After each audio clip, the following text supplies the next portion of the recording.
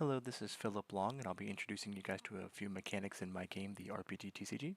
This has been a solo project I've been working on for quite a while. I want to start with saying I don't own any of this art, and I don't have a license to any of these characters. It is simply just so my friends and I can play this game. I do not plan on releasing the game in this state at all. If I do release this game, I will create my own characters, I will create my own lore, or I will get licensing and get art actually made. Let's go ahead and get right into it here. Let me explain a couple of things about the game before we get started. So in order to make a deck, your deck must consist of 3 characters. Every card that goes into that deck must have the ID of these characters. The ID is on the right there, so we have Rex, Cosmo, and Mash. So every card in my deck has to have Rex, Cosmo, or Mash on it. Over here we have Oikatsu, Sunraku, and Pencilgun. These are all from Shangri-La Frontier. Rex is from Xenoblade Chronicles 2. Cosmo is from Konosuba, and Mash is from Fate Grand Order. I have a lot of characters that you can just miss and match. Normally you try to build a good party and see if you can make one that's impossible to beat and see if the enemy can make one that can counter you. So each of the characters has level. So this is a level 3 character. When you level up, you pay XP to level up. You get an XP at the end of every turn. Cosmo's level 2, as you can see, Mash is level 2.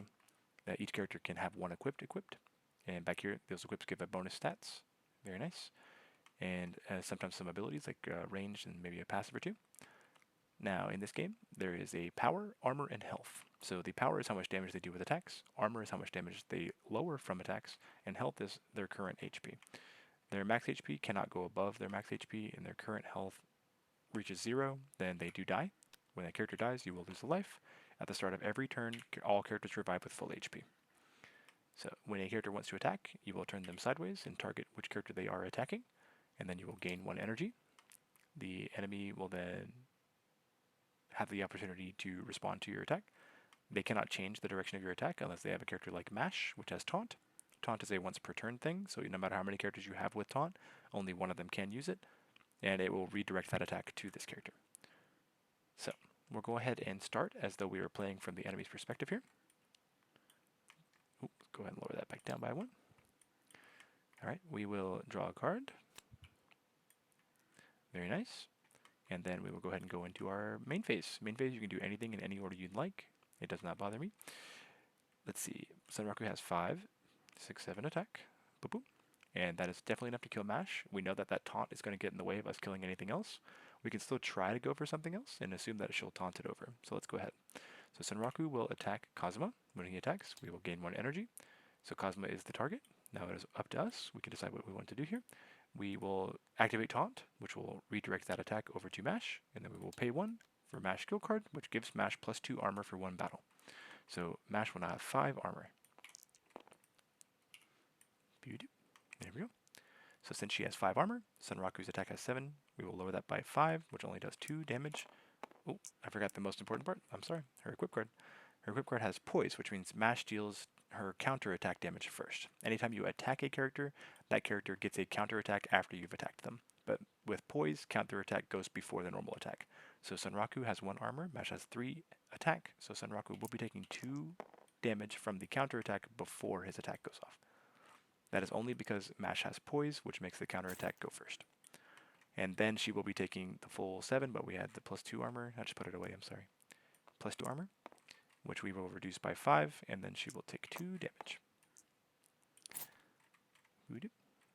Awesome, so Mash is still alive. And now we know that the taunt is gone. We have 3 more energy.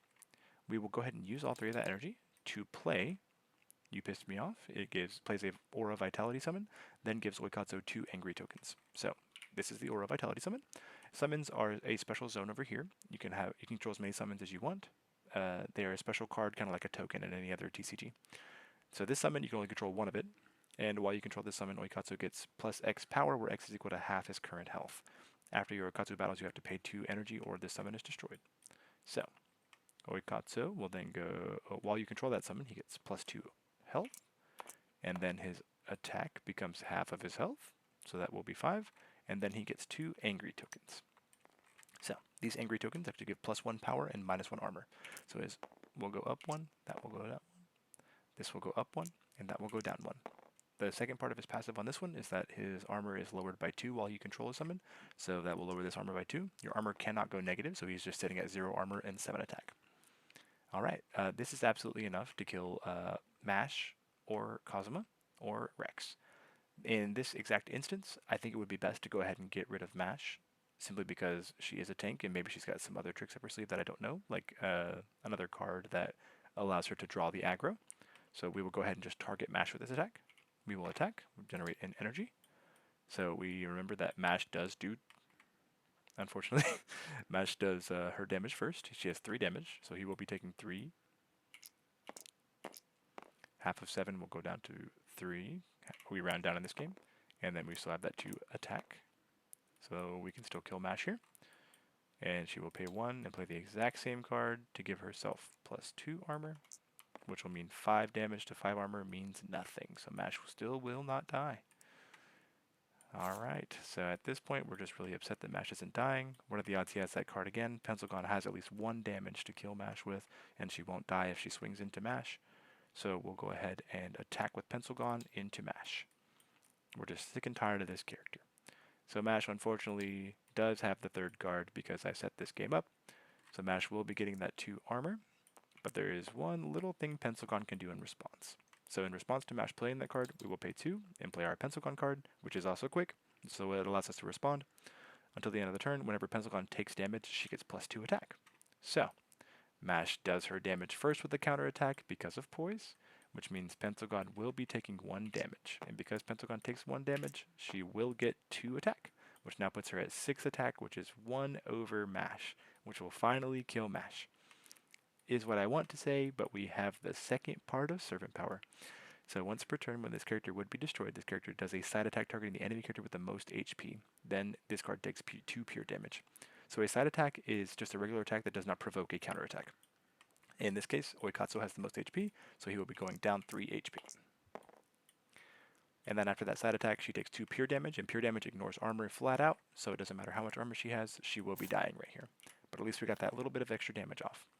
And she does have a summon, which is unfortunate for the people on the other team. When Mash would be destroyed by a card effect or effect damage, you may destroy this summon and keep her alive at 1 HP. So the way this works, this summon will be destroyed, Mash will be kept at 1 HP because she is dying to pure effect damage instead of an attack. Unfortunate for the enemy team, they were still unable to kill Mash. But that is just a few of the mechanics of my game. Wanted to show off a little bit. Normally Mash is not this strong. I set up this scenario so that she would look very strong. And normally you wouldn't be attacking Mash over and over again. Of course, you could have killed these other 2 with those bonuses there. But just wanted to show off a little bit. Thank you guys so much for watching. If you have any questions, please leave any comments or message me. I'm always available. Thank you.